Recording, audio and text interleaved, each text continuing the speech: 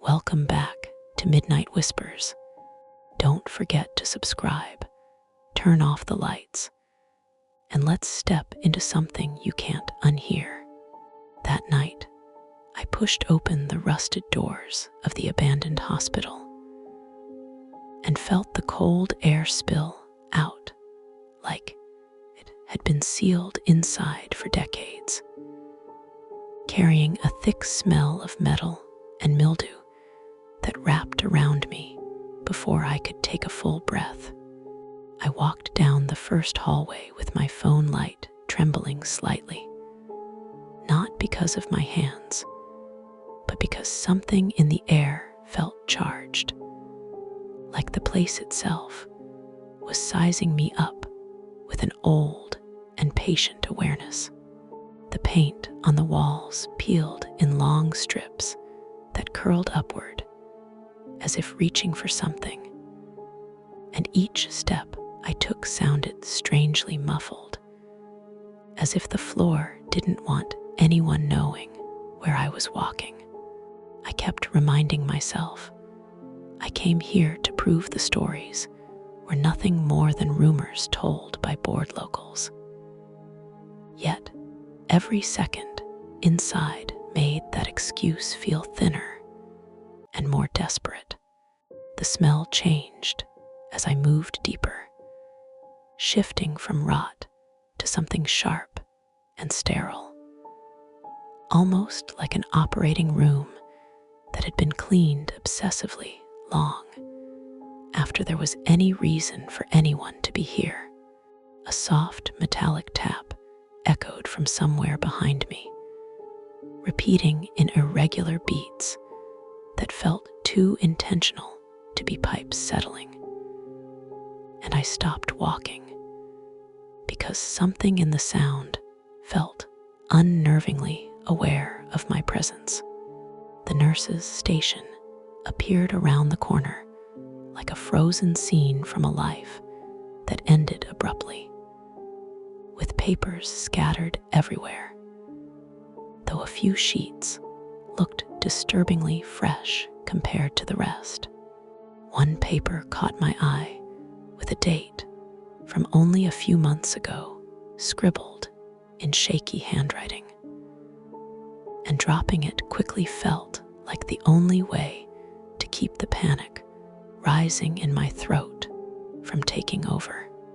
The air grew still in a way that made my ears ring, as if the entire building was listening. And I knew then that whatever this place held wasn't asleep like everyone assumed. I moved faster now, though every part of me felt watched, not in a supernatural way, but in a tangible one, like someone stood just out of sight waiting for me to notice the wrong detail.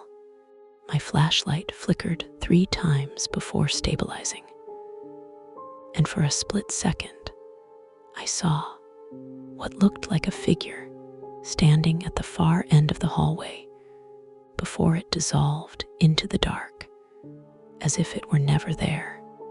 The temperature dropped so abruptly, my breath fogged in the air, and each inhale felt harder as the hallway seemed to narrow around me, pressing inward with an invisible weight. The door on my left creaked open slowly, even though I hadn't touched it, moving as if urged by a deliberate and careful force that wanted me to look inside. The room's gurney was swaying slightly, as though someone had just gotten up from it, and the sight made my stomach twist because the motion felt too recent, too alive. My flashlight brightened sharply as I stepped back, and I understood then, before anything truly terrifying even happened, that entering this building had already changed something inside me in a way I couldn't undo. The moment I moved back into the hallway, I noticed the door I had entered earlier was now firmly shut, even though I clearly remembered leaving it wide open. And the quiet click of it sealing still lingered in my memory, as if it had just happened. I froze in place, because nothing about the air felt like a draft had pushed it closed. And the silence deepened in a way that made the entire corridor feel like it was waiting for my next move. I tried telling myself the door shut by chance. Yet, even thinking that felt ridiculous in a place where everything seemed to move with intention rather than accident. The hallway appeared longer than before, stretched unnaturally, as if the structure had subtly shifted while I wasn't looking. And the wrongness of it made my pulse throb painfully in my throat. Each step I took felt like walking on something soft instead of tile, like the floor had grown less solid the deeper I went. And the sensation made my legs tremble despite my best effort to keep moving. A series of uneven taps echoed from ahead, mimicking fingernails clinking against steel, and the rhythm crawled beneath my skin because it didn't sound random, it sounded curious. The surgery wing smelled like bleach and rust, a mix too sharp and too recent for a place abandoned for over a decade. And I felt a wave of nausea press against me from the inside out. Inside one room, surgical tools were arranged neatly on a tray, some rusted and some impossibly clean. And the imbalance made me step back instinctively, like I had barged in on something mid-procedure. A leather restraint strap lay coiled on the floor, its buckle shining as though someone had polished it recently. And unease crawled across my shoulders because nothing about this place should have looked maintained. The buzzing in my ears grew louder the deeper I went, vibrating in a frequency that made my brain feel like it was being scanned. And I found myself blinking rapidly to stay present. A stretcher glided a few inches as I passed, not rolling, but shifting like it was reacting to me. And when I stumbled backward, the air pushed in around me like something approving of my fear. My phone light caught a glimpse of a tall figure at the end of the corridor before it vanished cleanly, leaving behind only a thick sense of being studied. Trying to speak felt pointless, but a breathless hello slipped from my mouth, and the silence that followed felt heavier than any reply could have been. A violent crash sounded behind me, making my chest seize as the same stretcher from before now blocked the doorway, even though I hadn't touched it. It wasn't trying to scare me. Something in the way it moved told me it was guiding me, ushering me deeper with a patience that chilled me far more than any sudden jump of fear could. When I tried to step backward, the air felt thick against my back, warm and intrusive, like someone was standing too close without making a sound. And every instinct screamed not to turn around. The corridor curved into a right turn that hadn't existed before, and the simple impossibility of the building rearranging itself made the fear inside me sharpen into something icy and relentless. The walls in this part of the hospital looked freshly cleaned, almost polished, and the sterile brightness of them made me feel like I'd stepped into a place that wasn't meant to be abandoned at all. Long streaks across the floor looked like drag marks left by someone resisting, uneven and chaotic. And I couldn't shake the image of hands clawing at the tiles in desperation. My breathing grew uneven as the air thickened again, like the hospital wasn't just containing me, but drawing me towards something I wasn't prepared to see. The floor vibrated faintly beneath my shoes, a steady mechanical hum that felt like a heartbeat built into the structure of the building itself. And I fought the urge to run.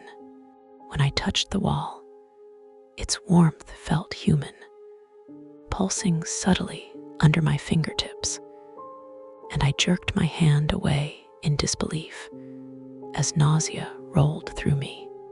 Up ahead, a soft golden glow leaked from beneath a half-closed door, completely out of place in this dead building.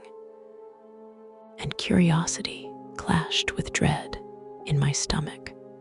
Inside the room, the bed looked freshly used, the sheets wrinkled and an IV half full, and the clinical neatness of everything made it feel like I'd stumbled into someone's active recovery space. A journal lay open on a tray, pages filled with frantic handwriting, and seeing my own name scrawled across the center of the page made my knees weaken. The room's warm glow dimmed abruptly before cutting out altogether, leaving the air cold enough that my breath fogged again in front of me. Behind me, a rhythmic clicking approached, unnatural and uneven, like metal joints grinding slowly forward, and every muscle in my body tightened painfully. I backed away, but the hallway had shifted again, bending into angles that defied logic, as if the building was controlling every step I took. A double door that looked like an exit appeared ahead, but when I pushed against it, the handles moved freely, while the door itself stayed locked like it was glued into place. The clicking stopped right behind me, and a warm exhale brushed the back of my neck, syncing with my breathing, as if something had matched its rhythm to mine with chilling precision. I stayed frozen at the door, terrified that turning around would force me to face something my mind wasn't built to handle. And the stillness around me thickened until it felt nearly suffocating. When I finally inhaled, the warmth behind me moved with my breath again, mimicking the rise and fall of my chest in a way that felt far too intimate and far too sentient. My legs refused to cooperate, heavy as if the floor had molded itself around my feet, and the realization settled in that this place didn't just want me here, it was trying to keep me.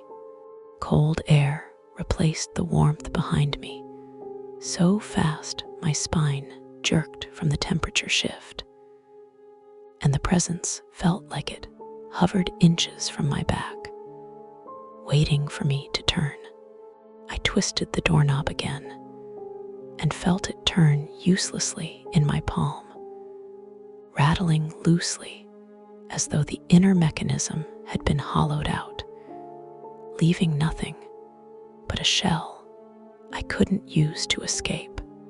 The scraping sound started behind me, slow and uneven, like someone dragging a metal object across the floor inch by inch.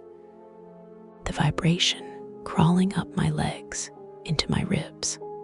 Without turning around, I slid sideways along the door, trying to inch away from whatever was standing behind me, while my breath shook so badly it scraped my throat raw. In my peripheral vision, the hallway looked warped, like the walls expanded and contracted with a slow pulse, and the distortion made my head spin violently.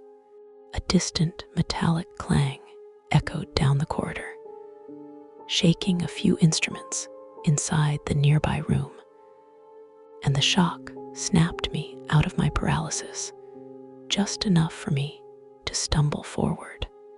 I bolted toward the twisting hall, the air clawing at my lungs, as though the building tried to pull the breath out of me with every sprinting step. When I reached the next turn, the walls straightened abruptly into a familiar layout, and I recognized the peeling paint near the entrance I had passed when I first walked in.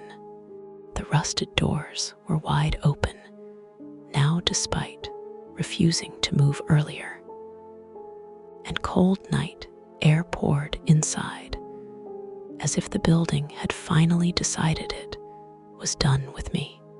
I sprinted through the exit and didn't stop until the hospital was far behind me, my chest aching from the cold and the fear still running wild inside me. Even now, years later, the memory hasn't faded. Sometimes when I'm alone at night, I still feel that same warm breath sinking with mine, like whatever I met in that hospital never fully let go. And the worst part is that I don't think it followed me out. I think it left something inside me that night, something that's been waiting quietly for me to go back.